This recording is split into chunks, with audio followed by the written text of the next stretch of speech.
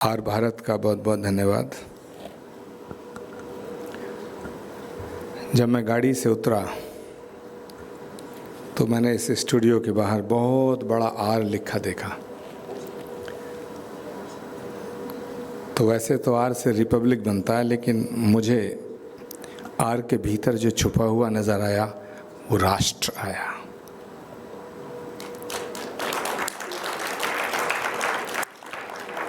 और भगवान कृष्ण ने गीता में कहा है, परित्राणाय साधूनां विनाशाय च दुष्कृतां धर्म संस्थापना अथाय संभवामि युगे युगे। यदा यदा हि धर्मस्य ग्लानिर्भवति भारत अभ्युत्थानम् अधर्मस्य तदात्मानं सृजाम्यहम्। भगवान कृष्ण जब गीता में कहते हैं परित्राणाय साधूनां विनाशाय च दुष्कृतां, यानी सज्जनता की रक्षा करने के लिए और दुष्टों का संहार करने के लिए मैं हर युग में आया हूं और आता हूं और आता रहूंगा। इस भाव को समझने के लिए हमें भगवान कृष्ण की इस बात को समझने के लिए, ये बात हमने अगर कानों से सुनी तो मुझे लगता है हमारी समझ में नहीं आएगी। अगर इस भाव को समझना है कि भगवान कृष्ण का ये उद्घोष जो गीता में है कुरुक्षेत्र की पवित्र धरती से किया गया, और बहुत अच्छी बात है कि मैं दुनिया के सबसे बड़े मशहूर सीरियल महाभारत के भीष्म पितामह मेरे सामने बैठे हैं, मुकेश खन्ना, तो ये वार्तालाप के साक्षी बन रहे हैं। सनातन क्या है? जो सत्य है वही शाश्वत है और जो शाश्वत है वही सनातन है। बहुत से लोग कहते हैं कि भाई सतयुग, त्रेता, द्वापर, कलयुग, 4 युग हैं। अब 4 युग में अंतर क्या है? बहुत से वक्ताओं को आपने सुना, बड़े प्रकांड पंडितों को सुना, लेकिन ये 4 युग जो हैं कि हम एक को सतयुग कहते हैं, एक को त्रेता युग कहते हैं, एक को द्वापर कहते हैं, एक को कलयुग कहते हैं। तो मैंने एक सवाल अपने आप से भी किया और आप भी करना कि क्या सतयुग में सूर्योदय पूरब की बजाय पश्चिम से होता था? ऐसा तो है नहीं। क्या सतयुग में अग्नि जलाती नहीं थी? ऐसा भी नहीं है। हवा ऐसे ही बहती थी। फिर सतयुग में और त्रेता में, द्वापर में और कलयुग में एक पीरियड को हमने सतयुग कहा, एक पीरियड को हमने त्रेता कहा, एक पीरियड को हमने द्वापर कहा, एक पीरियड को हमने कलयुग कहा। और ये इस बात का संबंध इस बात से है कि जो कृष्ण कहते हैं कि परित्राणाय साधूनां विनाशाय च दुष्कृतां धर्म संस्थापनार्थाय संभवामि युगे युगे, हर युग में आऊंगा। मुझे ऐसा लगता है कि सतयुग में भी और त्रेता में भी, द्वापर में भी कलयुग था। यदि सतयुग में कलयुग ना होता तो हिरण्यकश्यप अपने पुत्र प्रहलाद को सिर्फ इस बात पर मारने के लिए तैयार नहीं हो जाते कि वो अपने पिता को भगवान नहीं मानता था। त्रेता में भी कलयुग था। यदि त्रेता में कलयुग नहीं होता तो रावण सीता का हरण छल करके नहीं करता। त्रेता में भी कलयुग था। यदि त्रेता में कलयुग नहीं होता तो भगवान राम के राज्य तिलक के समय उनके खिलाफ एक षड्यंत्र ना किया जाता। द्वापर में भी कलयुग था। यदि द्वापर में कलयुग ना होता तो भरी सभा में बड़े बड़े सूरमा, बड़े बड़े योद्धा, बड़े बड़े ज्ञानी, कृपाचार्य, द्रोणाचार्य जैसे लोग, भीष्म पितामह जैसे लोग की उपस्थिति में एक स्त्री को नंगा देखने के लिए दुर्योधन लालायित न होता। इसका मतलब है कि सतयुग में भी कलयुग था त्रेता में भी कलयुग था, द्वापर में भी कलयुग था, लेकिन हमें सतयुग, त्रेता और द्वापर में कलयुग नहीं ढूंढना है, हमें कलयुग में सतयुग लाने की कोशिश करनी है। और जब मैं ये बात कह रहा हूं तो बड़ी जिम्मेदारी के साथ कह रहा हूं। भारत 1000 साल तक गुलाम रहा, और ये बात मैं ये इसलिए कह रहा हूं कि पूरी दुनिया इसको समझे। भारत 1000 साल तक गुलाम रहा। 800 साल लगभग मुगलों की गुलामी और 200 साल अंग्रेजों की गुलामी। ये जो भारत 800 साल गुलाम रहा, ये इसलिए नहीं रहा कि बाबर बहुत बहादुर था, और ये इसलिए नहीं रहा कि तैमूर लंग बहुत बहादुर था, इसलिए नहीं रहा कि चंगेज खां बहुत बहादुर था, इसलिए नहीं रहा कि महमूद गजनवी बहुत बहादुर था, इसलिए नहीं रहा कि औरंगजेब बहुत बहादुर था। भारत इसलिए गुलाम रहा ताकि हमारे बीच में कुछ जयचंद मौजूद थे, जिसका जिक्र मुझसे पहले सुधांशु त्रिवेदी कर रहे थे। अब सवाल उठता है कि ये जब विदेशी आक्रांता, विदेशी हमलावर, विदेशी लुटेरे जिन्होंने हिंदुस्तान पे हुकूमत की, जब यहां आए, तो उस वक्त, आज हमारे देश की आबादी 140 करोड़ है, और जो हमारी भौगोलिक स्थिति है, उस वक्त भौगोलिक स्थिति इससे बहुत ज़्यादा थी, क्योंकि बांग्लादेश भी भारत का हिस्सा था, पाकिस्तान भी भारत का हिस्सा था, और उससे पहले, उससे दूर जाओ आगे तक भारत था। ज़मीन ज़्यादा थी, आबादी कम थी, पॉपुलेशन कम थी। कभी सोचा आपने, इतनी आबादी कम और इतनी ज़्यादा ज़मीन होने के बावजूद, और इस देश की सत्ता के सिंहासन पे मुगल बैठा था, उसके बावजूद मस्जिद बनाने के लिए मंदिरों को तोड़ने की जरूरत क्यों पड़ी? और ये मेरा सवाल इस पूरे देश के लोगों से नहीं है, पूरी दुनिया के लोगों से है, और भारत के इस मंच से। आप खुद सोचो, मस्जिद बनाने के लिए जमीनों की कमी नहीं थी, फिर मंदिरों को तोड़कर मस्जिद क्यों बनानी पड़ी? ये बात बहुत कहने में बहुत सरल लग रही है, सुनने में भी थोड़ी सी, लेकिन समझने में बहुत बड़ी है। जमीनें थीं, बादशाह थी, हुकूमत थी, सत्ता थी, कहीं भी बना सकते थे। मंदिर तोड़कर मस्जिद बनाने की जरूरत क्यों पड़ी? मंदिरों को तोड़ के मस्जिद इसलिए नहीं बनाई गई कि उन्हें मस्जिद बनानी थी। मंदिरों को तोड़कर मस्जिद इसलिए बनाई गई कि उन्हें सनातन संस्कृति को नष्ट करने का कुशल षड्यंत्र करना था। इसका मतलब है कि वो हमला एक मंदिर पे नहीं था। वो हमला एक मंदिर पे होता तो अलग बात थी। अब दूसरे पॉइंट पे आइए कि मंदिर तोड़े कहां कहां गए। पानीपत का मंदिर तोड़ा 1529 के पीरियड में। आइए, और ये बात मैं अपनी तरफ से नहीं कह रहा हूं, आईने अकबरी में लिखा है, बाबरनामा में लिखा है, और भारत के नहीं पूरी दुनिया के जितने बड़े बड़े इतिहासकार हुए हैं, इतिहासकार बर्नी ने खुद लिखा है। उसके बाद अयोध्या का मंदिर तोड़ा, और यहां अर्णब गोस्वामी उपस्थित हैं, एक राष्ट्रभक्त पत्रकार हैं। जब वो बोलते हैं तो हम सब सुनते हैं, लेकिन आज हम बोल रहे हैं वो सुन रहे हैं।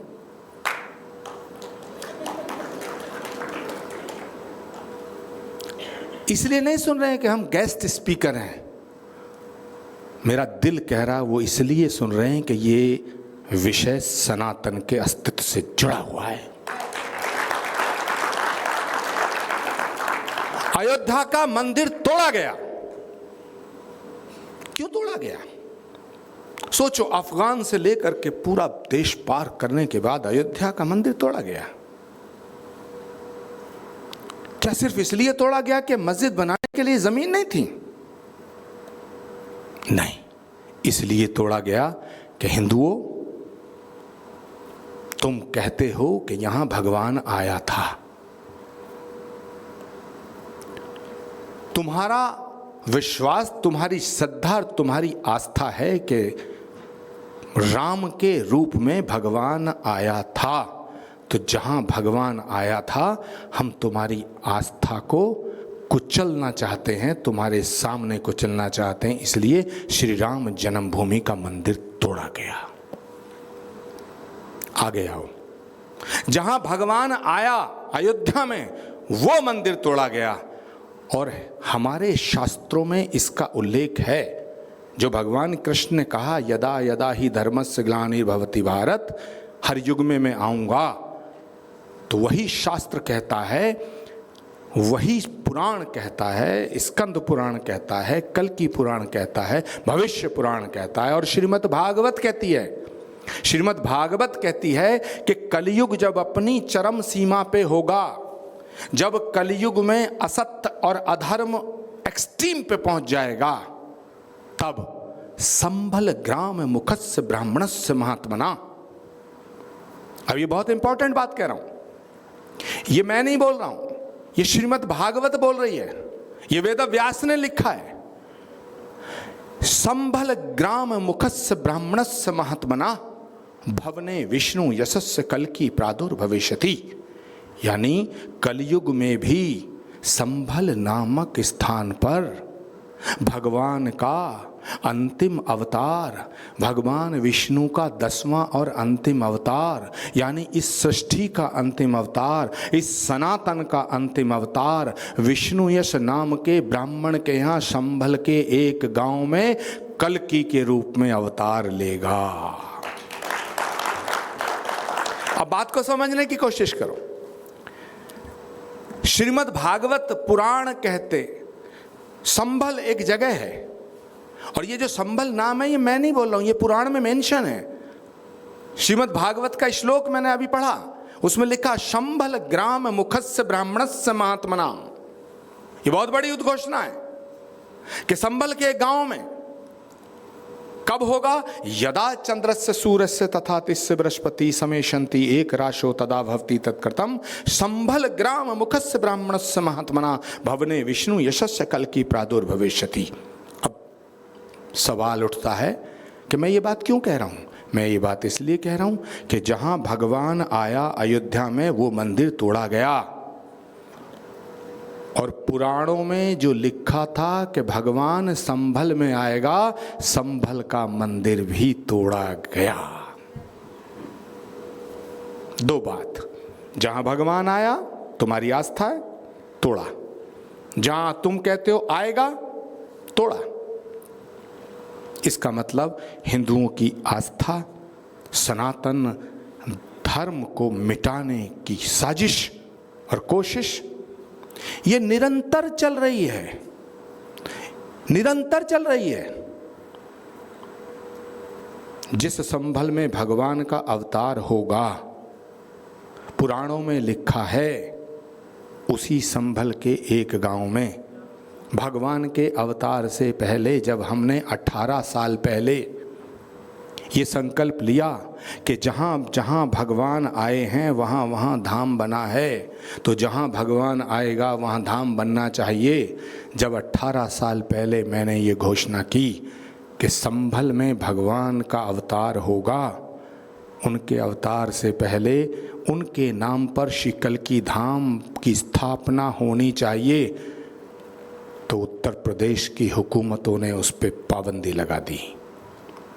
1 साल बीता, 2 साल बीता, 3 साल, 4 साल, 5 साल, हम सुप्रीम कोर्ट आए, हाई कोर्ट आए, फिर दोबारा आए, फिर भी वापस गए। अंततो गत्वा हमारी लड़ाई इलाहाबाद उच्च न्यायालय की डबल बेंच ने फैसला दिया कि जहां भगवान आएगा, आने से पहले श्री कल्की धाम के निर्माण पे जो रोक लगाई गई है, इसका कोई औचित्य नहीं है, इसे खारिज किया जाता है। और यह फैसला अगस्त 2023 में हुआ। 18 साल का संघर्ष और ऐश्वर्य, 18 साल की तपस्या, 18 साल की लड़ाई। और किस बात के लिए? कि यह हमारी आस्था का सवाल था कि जहां भगवान आया वहां धाम बन गया, जहां भगवान आएगा वहां धाम बनना चाहिए। लेकिन हमारे संकल्प को, हमारी इस लड़ाई को, हमारे इस संकल्प को शक्ति देने का काम अगर इस देश में किसी व्यक्ति ने किया तो उसका नाम नरेंद्र मोदी है।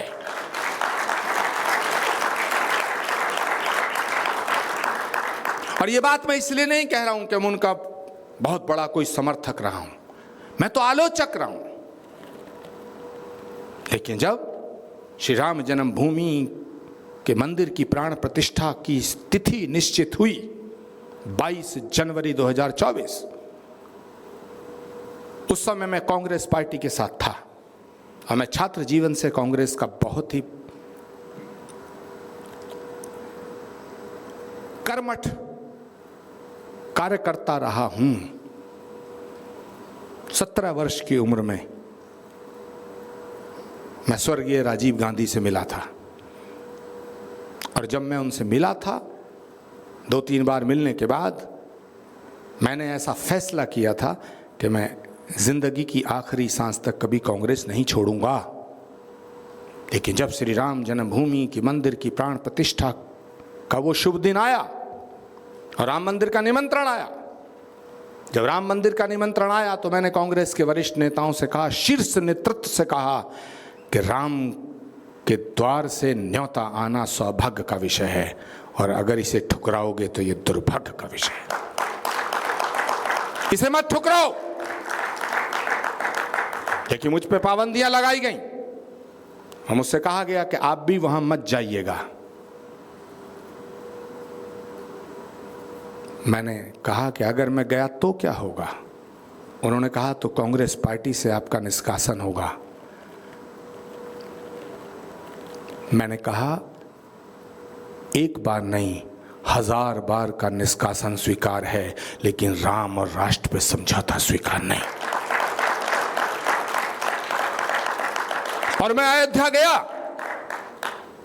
उसके बाद 19 फरवरी 2024 श्री कल्की धाम के शिलान्यास की तिथि निश्चित हुई और जो 18 साल का संघर्ष था वो समाप्त हुआ और भारत का यशस्वी प्रधानमंत्री नरेंद्र मोदी ने कल्की धाम आकर के श्री कल्की धाम का शिलान्यास किया।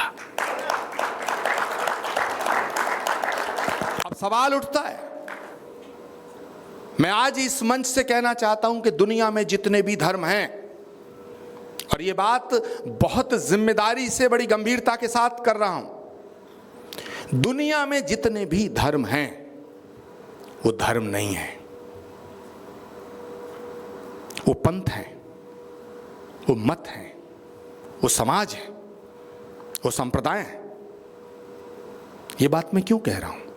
ये बात मैं इसलिए कह रहा हूं कि वो आदमी के द्वारा बनाए गए हैं। जो भी आदमी के द्वारा बनाया गया है उसका मिटना तय है। आप एक बिल्डिंग बना रहे हैं, एक दिन मिटेगी। आप जो भी कुछ सोचिए, जो आदमी के द्वारा बनाया गया है उसका मिटना तय है। हमारी सभ्यता है, हमारे संस्कार हैं, हमारी रिवायत है, हमारे ट्रेडिशन हैं, हमारा संकल्प है कि यहां सभी धर्मों का सम्मान है। मेहमान जो हमारा होता है वो जान से प्यारा होता है, ज्यादा की नहीं लालच हमको थोड़े में गुजारा होता है। तो 2-3 बातें बहुत स्पष्ट हैं कि जब जब जिंदगी में जब जिंदगी में जब जब हम सत्य के निकट होते हैं तब तब हम सतयुग में होते हैं। जब जब हम झूठ के निकट होते हैं तब तक हमारे जीवन में कलयुग होता है।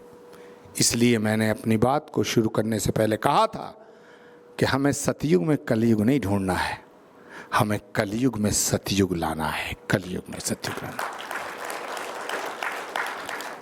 अपनी वाणी को विराम देने से पहले मैं अर्णब गोस्वामी जी का, रिपब्लिक भारत का, आर से मैं रिपब्लिक की बजाय राष्ट्र और राष्ट्रीयता कहना चाहूँगा। इस राष्ट्रीय, इस भारत रूपी टेलीविज़न के इस प्लेटफार्म का, तमाम आपकी टीम का शुक्रिया अदा करता हूँ। और आप भी संघर्ष वाले लोग हैं। ख़ास तौर से आपके इस कार्यक्रम में अर्णब गोस्वामी के लिए दो पंक्ति कह के अपनी वाणी को विराम दूंगा कि वो पथ क्या पथिक कुशलता क्या ऐश्वर्य है। वो पथ क्या पथिक कुशलता क्या जिस पथ पर बिखरे शूल ना हो। वो पथ क्या पथिक कुशलता क्या जिस पथ पर बिखरे शूल ना हो। नाविक की धैर्य परीक्षा क्या जब धाराएं प्रतिकूल ना हो।